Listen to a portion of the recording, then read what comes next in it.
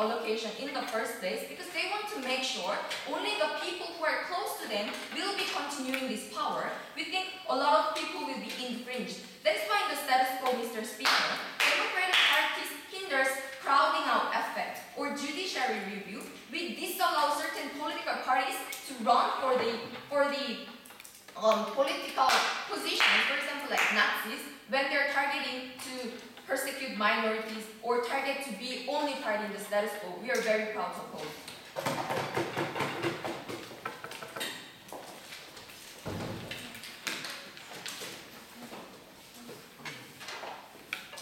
I thank the leader of the opposition. May I introduce the Deputy Prime Minister to continue the government affairs.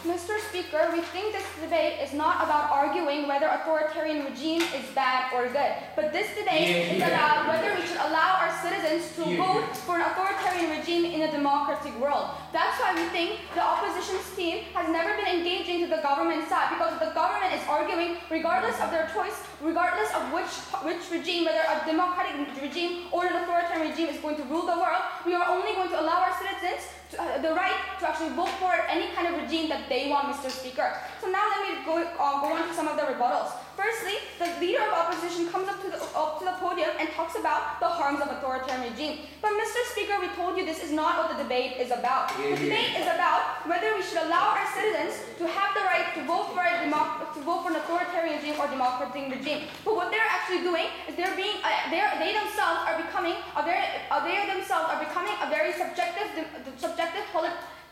government by forcing their citizens to only opt into democracy, and by letting them think, you know what, the reason you only ought to choose for democracy is bad, and hence they're actually disallowing their citizens to make the cost and benefit calculations and limiting and distrusting the rationality, the reasonable thinking skills that their own citizens has, Mr. Speaker. Point, ma'am.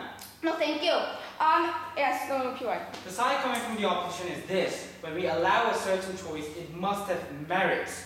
We told you that this is a poison. Why should we let our citizens drink poison? That's the side coming from us. Mr. Speaker, firstly, we think when it comes to democracy, a nation cannot be a subjective, a value judgment government. We think the government must be a neutral podium where a lot of ideas come in, and the citizens who are actually the owner of their own country and who knows their best state get to make that own value judgment, and they choose what they really want. And because the majority of the people want it, that's when the government what the government chooses, Mr. Speaker. We never think, no, thank you, that the government can make the value judgments. But that's because that's when the virtue of democracy actually is. That's when the value of democracy is eliminated, because the government itself is actually controlling people's rationality, controlling people's calculations, and controlling the podium where a lot of ideas are getting in. And hence, it's stopping the people from getting different kind of ideologies, from people different ideas and values. And secondly, Mr. Speaker, even if that value is harmful, what we see already in the status quo, we don't think that democracy is only about humanitarian rights.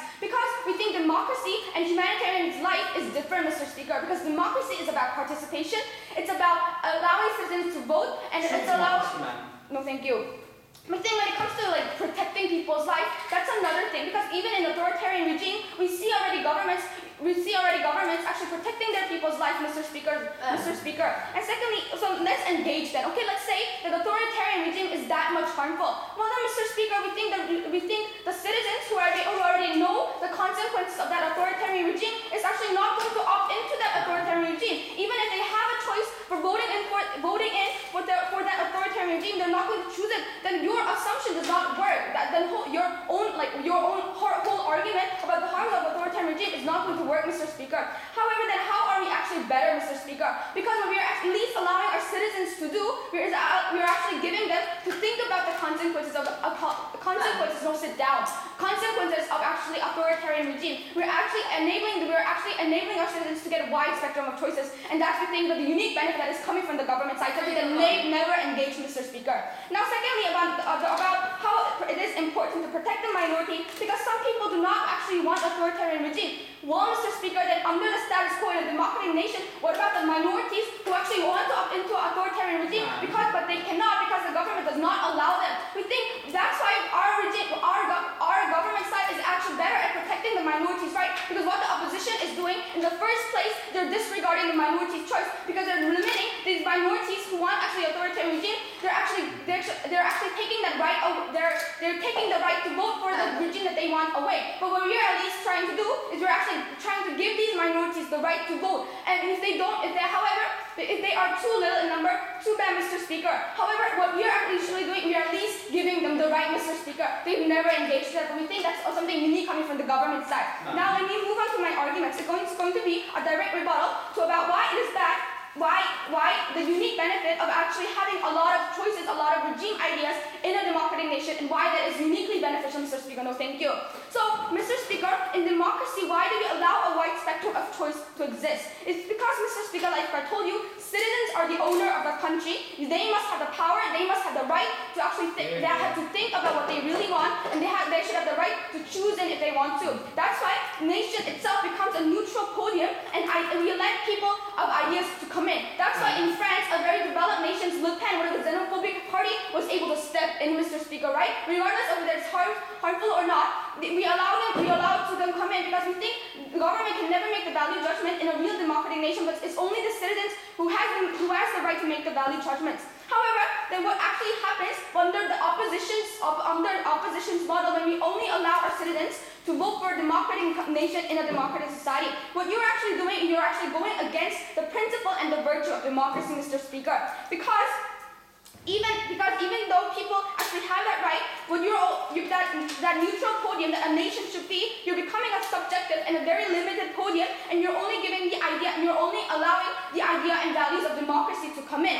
And hence, Mr. Speaker, we think that the citizens, you're actually making your citizens become much more less calculative, and you're making your citizens much more irrational. Because if you have a lot of choices, your citizens, with a wide spectrum of choices, they're going to be making more cost and benefit analysis, and they're going to be much more calculative, and hence they're going to be much more critical. But once you only allow democracy, that value of the Western democracy set in under your podium, they have no other choice but only look at the democracy, and they make this assumption, and we think that you're actually making them irrational and blindsided by making them think that democracy is the only good thing, and people who actually sometimes maybe think that authoritarian regime is bad, Mr. Speaker, and we think that's something that the government should never be able to do. And you're actually looking down upon the capability of our citizens, and you're limiting your citizens to actually raise their horizon when it comes to political arena, and we think you're actually limiting people's rationality, Mr. Speaker. But what our side is allowing is we're going to truly become a truly neutral nation, a truly neutral democratic nation, where we are going to allow every values, whether it's authoritarian or democracy, or between that, to come in, and we're going to make the people make their own value judgments, Mr. Speaker, because that's when the true democracy actually arises. That's when people get to live in a world that they really want, Mr. Speaker. And hence, what we're actually also doing is we're actually allowing our citizens to use their full potential cost-benefit calculations, and hence they're able to make more comparatives. Mr. Speaker, we think democracy is not only about upholding democracy, but true democracy is allowing our citizens to take full potential of their rationality and giving a lot of ideas so they really opt in to choose. And that's why, because we're giving them more choices, more rights to take care of their rationality, we are very confident in this debate.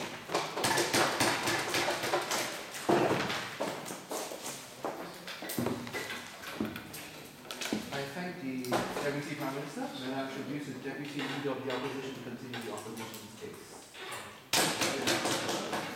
Cheesy and nice to hear from the affirmative side that they're recognizing all the voices in our society.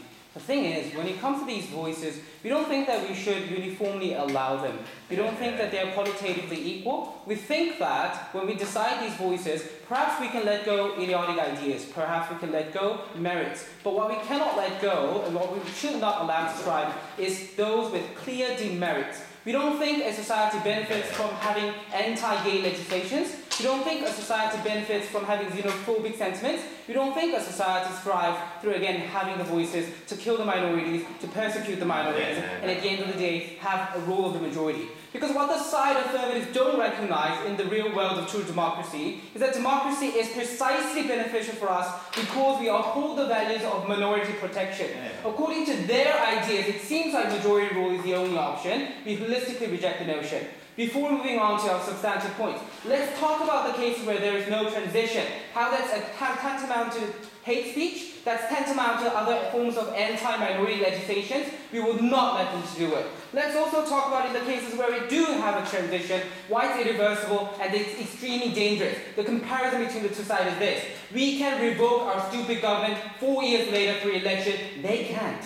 So let's move on to a few clarification and rebuttals.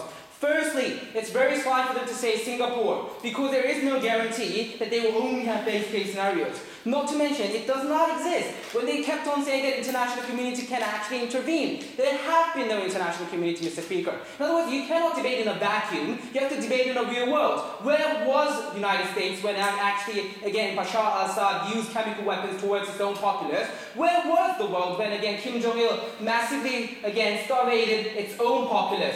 They seem to live in a vacuum. But on the second level, when they kept on saying citizens have the power to breach, we will tell you why this doesn't occur in our substantive. No, thank you. But when they said economy can develop, first level, we holistically reject the notion that we can kill people, we can persecute people because we'll have economic development. But on the second level, it doesn't really occur in most of the cases. North Korea didn't make an economic development, no. Zimbabwe did not make an economic development. It's a holistic line empirically. Some cases, yes, but again, because of very few rare exceptions, we will not let this debate go away. But on the rebuttals, when they say that accountability doesn't exist, accountability exists and therefore it's fine, we think that once the transition has been occurred, there is no form of accountability, which will be further dealt to my substantive. But the most ridiculous idea coming from them is this.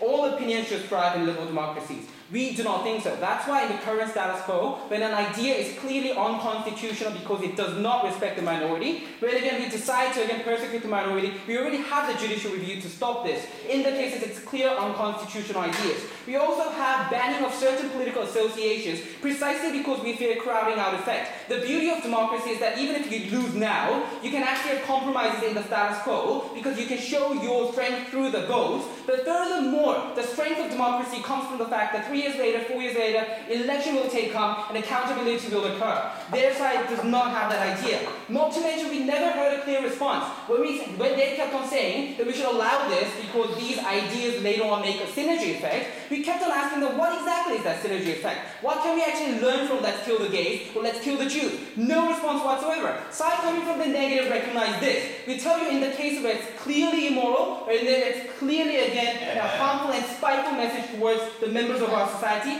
no, you cannot vote for that, because that is again a clear insult and assault towards others. So let's talk about such scenarios, but before that, why not? The reason we came up with rights, when we come with laws for LGBT rights, is because there were harmful ideas in the Bible discriminating LGBT rights. That's why No, we Mr. Speaker, such harmful ideas exactly persecuted gays and blacks for centuries, and after centuries and millennia, enlightenment came up to humanity, and that's how we got rid of that. We don't think that harmful voices brought up again protection of minorities. We think harmful voices happen stopping and delaying again protection of minorities. It's a very ridiculous idea coming from them because we have people saying, I hate gays, we love to gays. Very wrong idea. Let's go on to the cases transition does not occur. How still it hampers democracy. Let's say, as they say, a very soft case and weak case, we just vote about 10 to 20%, or perhaps 35% as Le Pen is expected to get, not elected, expected to get your facts correct. In that case, we think this existence of voice is still dangerous. We think this is a clear hate speech. Let's think about what these have in common.